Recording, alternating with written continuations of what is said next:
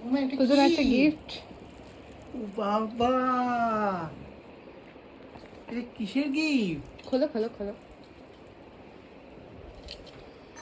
বাবা আচ্ছা আগে বড় লাইটটা জ্বালাও।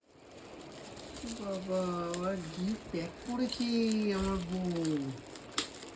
হঠাৎই গিফট। কি আছে মনে হচ্ছে? কি আছে বলা কঠিন।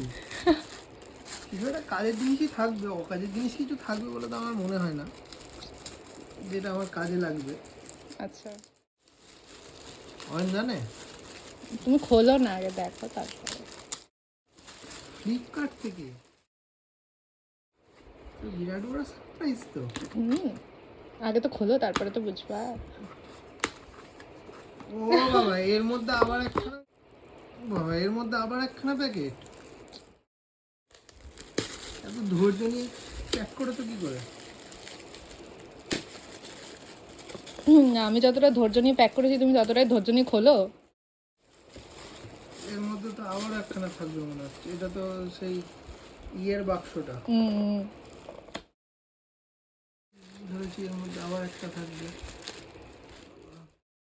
এটা আমার মনে হচ্ছে আসল গিফট নাকি। এইসব রিবন টিবন দিয়েও প্যাক করেছো? প্রচুর খাটনি কেটেছো তো। কিন্তু সেই গয়নার বাক্স মনে হচ্ছে। খোলো।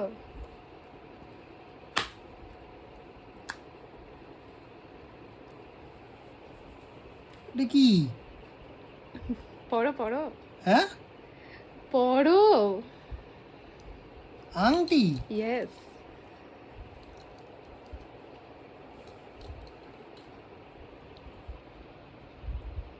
কবে নিলে? কেমন হয়েছে আগে সেটা বলো। হয়েছে তো খুব সুন্দর। রে বাবা, তো সোনার আংটি তো। তো কি মনে হচ্ছে ইমিটেশনের আংটি দিয়েছি না কি? বক্সটা কিসের সেটা দেখ। তো সে পিসি চন্দ্র। পিসি চন্দ্রের আমার তরফ থেকে গিফট।